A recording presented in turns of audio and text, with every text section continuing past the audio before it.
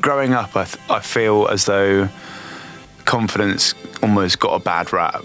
You know what I mean? One of the biggest things that did for me is it made me a kind of a better person to be around. I had like not only more energy for myself, but more energy for the people that I loved. Well, yeah, I mean, absolutely, because we are all the average of the 5 people that we spend the most time with, right? This is a weird thing I do, but like when I walk past guys and we're looking pretty ripped or jacked, I'm like, fair play. And Emily's like, do you just nod your head at that guy? I was just like, well, it's hard to get a body like that.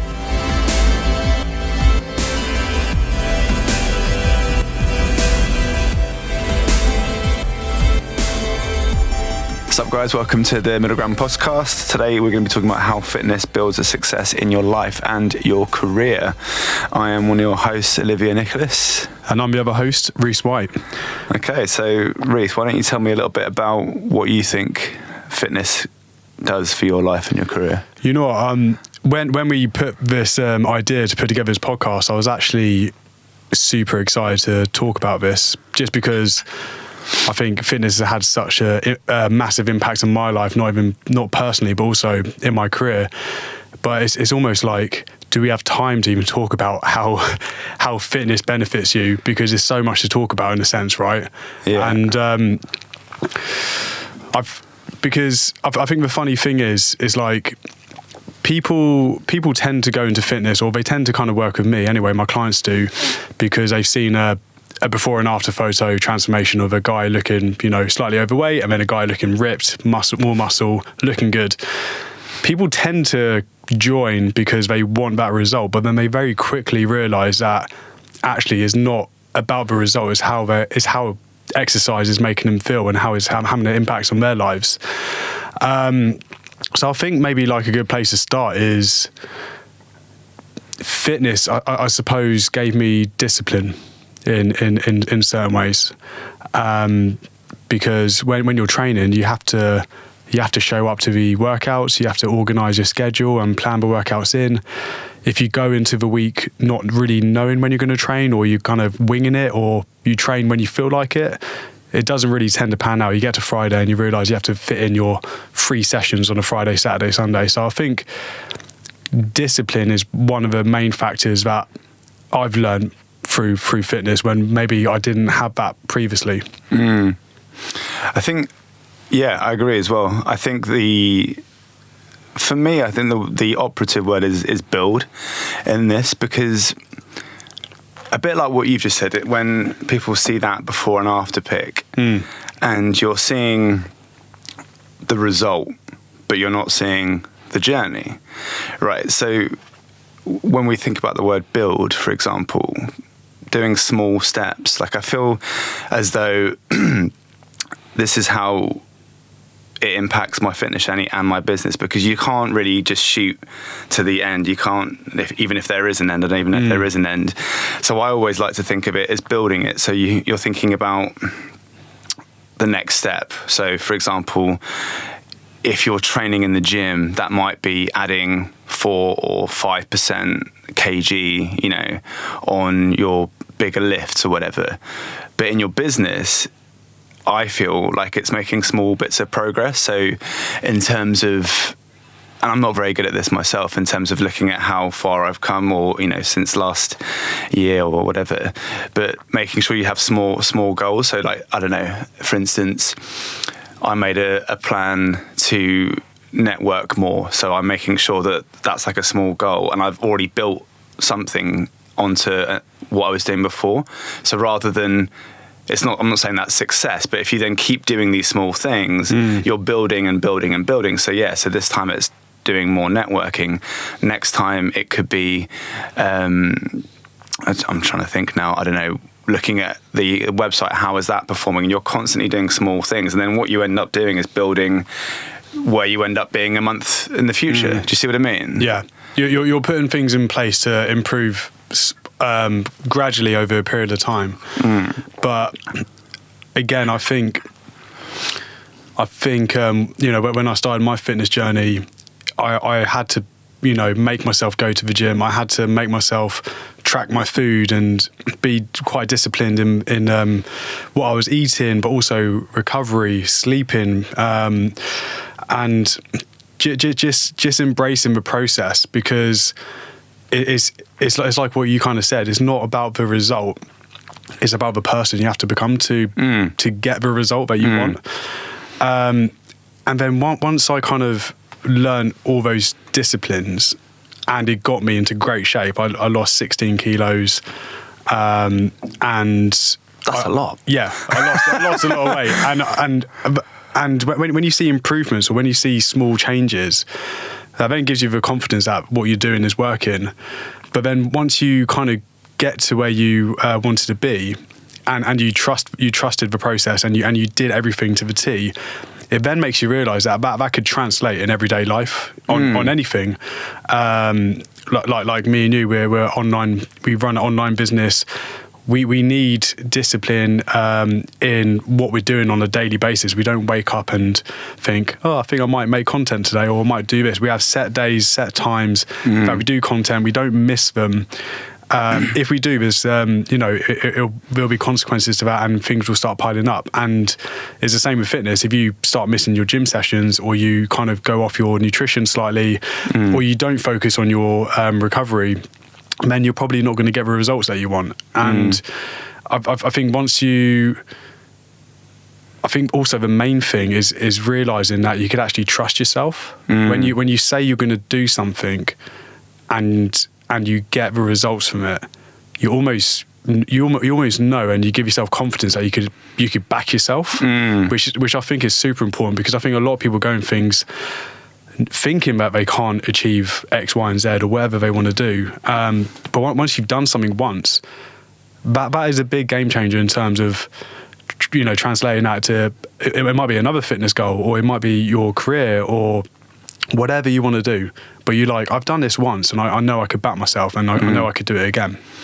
Absolutely. And I know that we're not going to be talking about imposter syndrome in this episode, but what you've said kind of reminded me a little bit of how I sometimes work with clients, because I like to be quite evidence-based. So for example, and I'm not going to go into this fully now, but when you're talking about being able to advocate for yourself based on track record, essentially, that's a really good way of pushing away imposter syndrome, because it's the idea of imposter syndrome is like that you believe that you're not capable of this thing, but if you have evidence to suggest that you can, do you know what I mean? So I think that it's really a really good tool in that sense. But also as well, you talked about kind of missing a workout as well, and I think that's obviously part of it as well, right? Because if you think, I'm trying to think now an example in my business. I've got plenty of probably analysis paralysis more than anything. So many mistakes I've made, but it's the same in the gym. Like, so you every time you have a bad workout, you don't stop going, right? No. And it's sometimes better just to even if you're even just in the gym, it's like, and you're not hitting PBs or whatever. That can, for some people, I know for me, it can feel like a shit workout. But it doesn't mean you stop doing it, because it's all part of that build, right? 100%. So it's like, the same way in my business, for example, I've made many mistakes, some of them incredibly costly. But and I think sometimes it's hard to see those. I don't know how you work, but I find it very hard to see that when I'm in it. I think that's you kind of need that time away from it to go, okay, I'm going to call it. That was a mistake. Let's move on. You know what I mean? And I think that's where I would draw the parallel between, training and, building a business, because it's like if you ate shit food for a day, that doesn't mean you're not going to get in shape. Same way that if you messed up in your business, doesn't mean your business isn't going to be successful. Yeah. No, like when you come in to train, it's not going to be perfect. You're going to have training sessions which are pretty awful. Most of them are going to be average. Very few are going to be great, and it's going to be the same with when you're going on the days and running your business. Sometimes you might not feel like it, but as long as you're getting it done. It might not be to the best standard that you probably planned, but it's kind of like, you know, we brush our teeth every day, right? And if we don't, our teeth will go yellow, will fall out, and it'll be bad, right? So like and we've all missed brushing our teeth once. Yeah, I definitely have anyway. Yeah. But it's just like if I miss a day of brushing my teeth, that's like me never brushing my teeth ever again because I missed that one day. Do you know what I mean? It's kind of like insane that people have that kind of one-off day and they get disheartened by it and then they stop. But the thing is about consistency is never being perfect all the way through, and you do learn that through fitness. Like I said, you might be lifting super heavy. Your next session, you might come in and the weight that you normally lift will feel super heavy, and you're just like, what the hell's going on? But at least you're going in and getting it done. Definitely. You know what I mean? I think also when you start training and you start feeling good and you're eating better, so you're naturally going to have more energy. I think one of the biggest things that did for me is it made me a kind of a better person to be around. I had like not only more energy for myself, but more energy for the people that I loved, like especially my girlfriend, where before I got into fitness, I was lazy, I was addicted to my phone, hungover all the time, low energy. As soon as I really got into the fitness side of things, I think, she got a bit eye-rolly at me because she's like, going to the gym again. I'm like, yep. But I came back feeling good. I came back with more energy. When she used to suggest going for a walk in the park, I'd be like, no, I can't be bothered. But I'd be like, yeah, let's go for a walk. Let's get our 10,000 steps in. So it's really enhanced how I am, not only to my partner, but also my friends and my family. I've just become like a better version of myself as well. And then that obviously translates into your business. Because if you're going into your business not feeling great and low energy and, a bit lazy, then the outcome is going to be that as well, isn't it? Definitely. It's funny listening to you saying about how when you kind of started getting into fitness, the reaction from your partner, because I'm just thinking back to because I've trained, for on and off, injury permitting for years, but I remember when I started dating my partner, and I would always go to the gym after work, and we worked together as well. And because we just started dating, it was so easy to find that excuse to not go, So, she'd be like, should we just have dinner around mine, sort of things. I was like, okay, cool. So then I thought, I need to change this behaviour because this currently in this format isn't really working. Yeah. So I switched it to the mornings. And that had its challenges. I had to figure out the sweet spot about when you go to bed in order to be able to train in the morning. And but then that presented a new challenge, which was that I was getting up, before the light had, come up, and my partner was still enjoying a lovely snooze. Yeah. So you have to get into that. And I think your reel the other day kind of resonated with me about this topic, particularly because you said it was like the two layered ones where they're both the same video. Yeah. Both same video, but one's like a negative spin, one's a positive spin. So you're like the theme being you train whatever, right? Yeah. Happy, sad, tired or whatever. I'm not saying that we shouldn't, ever listen to our body, but I loved the idea of it. And I think that what happened with me is that she then started to get up at the same time as me, and then we both started training. And then what I've noticed as well, and this is where I was sort of getting to, what I noticed is that we both had way more energy and were both able to approach things differently. Like you do just wake up feeling more sluggish if you, in my opinion, if you don't do some form of, movement. Yeah. You know what I mean? Mate, I could totally relate to that because I suppose when you do start fitness and it's going well and you're seeing changes in your body, I maybe went all in. Yeah. Where I didn't really have a balance, if that makes sense. And then, maybe Emily was a bit eye-rolly with that. But then gradually she started getting into fitness. Oh, really? And then she started enjoying it. And then she did high rocks. And what, before you? Well, no, not before me, mate. No, but basically, what I'm trying to say is, like, I think when I started my fitness, and Emily was, she was really eye rolly and like going to the gym, instead of spending time with me. But now it's more of a balance where I do go to the gym, but I spend more, a lot of time with Emily now. But now she's training and she feels good. She's stronger, and she did high rocks. And if someone said to me maybe 3 years ago, not even that long ago, that Emily would love going to the gym, start enter a competition like high rocks, I'd be like, you're joking, like no chance. So it's completely. I'm not praising myself for changing her life, but it's in a way brushed off on her, and I could say that about loads of my friends and also my sister. I remember going over to my sister. She lives in Bristol, and we stayed there for a weekend. I was like, any gyms nearby that I could go to the gym, train in the morning? And she was like, you come to Bristol to see me? Why? Why go to the gym? Like, you're here to see me? I was like, we're not doing anything this morning. Everyone's getting up at midday, and I just want to go to the gym. So she found that weird, but then all of a sudden she got into CrossFit. She's running half marathons and all that kind of stuff. So I think being the first person to do it, a lot of people thought was like weirdos, but then they're now into it, and I do think I must have had some sort of influence on them in a way. Well, yeah, I mean, absolutely, because we are all the average of the 5 people that we spend the most time with, right? And what was funny actually is when you were saying about looking for the gym, I did exactly the same thing in Sri Lanka.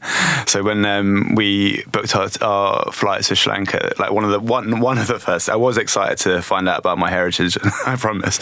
But one of the first things I did was like, what gyms are there? And actually there was the gym there was jokes. It was so funny. It was like all like neon like pinks and stuff like this, so it's hilarious. But I was the only one going there. My wife, bless her, packed her gym kit. If you're listening, I'm sorry about this. I didn't use it once. I'm not lying there, am I?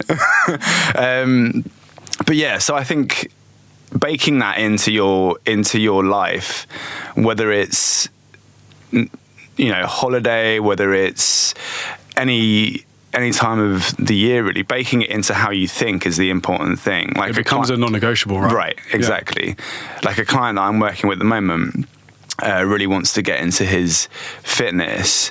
He wants to get into his fitness. He's working around a back injury. Maybe he needs to send him your way, actually. Yeah, fair enough. And but for him, it's about that first step, and it all starts. We figured out it all starts with the alarm clock, So we sort of worked our way towards the solution from that. So it's like, okay, cool, you're missing the alarm. Okay, how do we make that harder? Let's put the phone at the other side of the room. Okay, you don't miss your snooze. But the point, the whole reason that he wanted to do it is because he wants to become a role model for his kids. 100%. Do you know what I mean? And I'm, you're a new father yourself. So, I mean, I don't know to what degree that plays a role in your thinking. It certainly changed the way I train since becoming a dad, and I think anyway, even before Luca arrived, I kind of turned 30, and I was almost even when I turned 30, I still wasn't in a great place, but I was kind of like, is this going to get worse when I'm in my 40s, 50s, 60s? So you do naturally start thinking about the future and how you're going to be, and are you fit enough to play with your kids and keep up with them?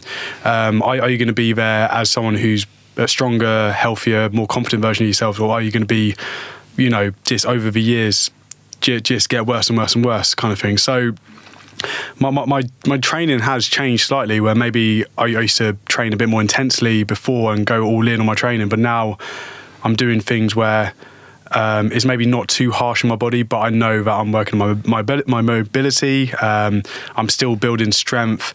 I'm still going for my runs, and I'm not like competing that much anymore. I used to really compete in fitness competitions, and that was pretty intense, like leading up to those competitions. But it's more just like, I just want to be the strongest version of myself for Luca and be be an inspiration for him. Like, I've recently started taking up calisthenics. Oh yeah. And I'm really enjoying that as well. But you know what? The main factor of that is mostly it's body weight training. So you could do it anywhere. It's very convenient. But also, I just want to be able to do a handstand push-up. I want Luca to look at me and go, "Fucking hell, Dad! Like, that is sick." Do you know what I mean? Like, so you do start thinking about what your habits are now and how it has an impact on you later on in life, but also for the people around you as well. So it definitely does change your mindset. Yeah, I think you just want to be the best role model you can. But also, I don't know if you agree with this or not, but do you feel like being in shape, like, obviously we go to the gym, we're healthy guys, and we're fairly disciplined in our kind of fitness routine. Do you feel like people have more respect for someone who's healthy and have taken control over their health because it requires so much discipline, organisation, and consistency, and that could be quite an attractive thing for maybe a place at work, because I felt like when I lost my weight, people were just super impressed by it. They're like, "Whoa, Rhys, like, what? Wow!" Like, do you know what I mean? And yeah. And because it's a hard thing to do, it's almost like I've earned a bit more respect for them. And all my mates is like, "Wow, like, Rhys, like, you're looking ripped, like, you're looking so strong," because it's an impressive thing. So I don't know whether, like, also focusing on your health and being in shape, people respect that slightly more than maybe previously when, I wasn't in shape and I was lazy and I wasn't training or going, refusing to go for a walk because I couldn't be bothered. Yeah, I know what you mean, because I mean, I don't know how much weight it was that I lost, but I lost a shit ton of weight as well after my attack and stuff. But I'm trying to think to your question around how do I view it. I think because I know what goes into it, so because I've walked that path myself. I know what it takes to do that. I know the level of commitment that is involved. I know the discipline that is involved. That if I see someone in good shape, it's hard to know, isn't it? Because sometimes people might have always been in that shape. Don't you hate those people that have always been in shape? Like, they like grew up in shape and then they'll die in shape. I don't know how it happens, but some people just have that. So I think it makes me feel as though that person is taking things seriously, if that makes sense. I think if you can take your health seriously, and if you can take just fitness in general seriously, there's a higher likelihood that you'll be taking your career seriously. Yeah. I don't have the stats to prove that, but it's the way that it hits me, I think. It's funny because sometimes when, obviously I went away to Thailand for a month, and this is a weird thing I do, but like when I walk past guys and they're looking pretty ripped or jacked, I'm like, fair play. And Emily's like, "Do you just nod your head at that guy?" I was just like, well, it's hard to get a body like that, so I want to give him some credit. And also, I don't know, sometimes guys think that, when you train and get ripped and jacked, like, all the girls will give you all the compliments. It's the other way around. All the guys give you compliments. Yeah. But no, it is a hard thing to do, and I think sometimes people don't realise how hard it is as well. I think it does make a difference on how people see you. But again, when you do train and you're on top of your nutrition, your sleep and your rest, you're going to have more energy. You're going to be a more confident person. You're going to be happier mentally, but also in how you look. Well, of course, you're going to go into work the next day and do better. Do you know what I mean? Do you know, it's funny, actually, because I'm just wondering as well, and I completely agree that there is a perception when people see someone who's in shape, and they might, in what kind of how I was just saying, maybe take them not more seriously. We're not trying to fat shame at this point, but I wonder as well if there's there's an inner narrative as well that's happening at the same time. So, for example, because you've lost that weight, because you're now like swole and like you're feeling better, and so you kind of you put that energy out there a little bit as well. Do you know what I mean? So it's like you're a more confident person, and therefore I think people pick up on that energy as well. Yes. So I think that is possible that could be in there as well. Yeah. It's not at the expense of the other stuff that we were saying, but I think in addition to it, an additional layer. Yeah. And I don't think there's anything wrong with being confident in yourself. Some people might see that as a bad thing, but you know, if you've gone through a journey where you've gone through a transformation and you're feeling healthy and you worked hard to be healthy and, you know, get the body that you want or just feel good, then, you know, just, you know, I think people see it as being cocky, but if you're confident in yourself, I think that's a really good sign that you're at peace with yourself. Do you know what I mean? Absolutely. And I think there's different. It's again. I think we growing up. I feel as though confidence almost got a bad rap. You know what I mean? Yeah. So it's like we see it as a negative. But as you've, you know, rightly pointed out, it doesn't have to be a negative. It's just the way, it's the perception that we attach onto that word, and that probably has come from conditioning, you know, as we were younger. And I don't want to get sort of too deep into the fitness thing, but the way that we saw the male physique growing up, you know. Yeah. So it's almost like saying that's confident. Do you know what I mean? When actually there's other ways to be confident and in a positive way. But yeah, so for anyone listening today, I hope you really enjoyed what we had to say on fitness and life. Don't forget to hit subscribe, and maybe finish off by I wanted to ask you a quick question about how you feel, if anyone listening to this podcast, if they haven't started their fitness journey and they are looking at that kind of end goal, you know, the sort of superhero physique, what would be a good first step for them to get into it, do you think?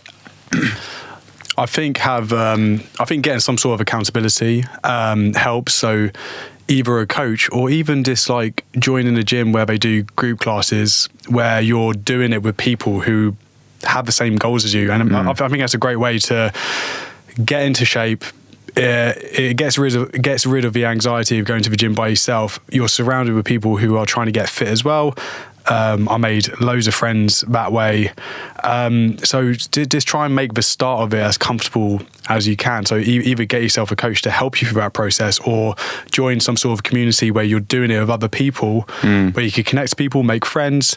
But also, it doesn't have to be in the gym. I think people think to get the body that they want, they have to go to the gym and lift all these heavy weights and wake up at 5 a.m. or 4 a.m. or whatever it is. Just start small and start with doing push-ups and squats or lunges, you know, stuff that you could do at home. Going, you know, that's for free. Going for a run is for free as well. That would be a good place to start.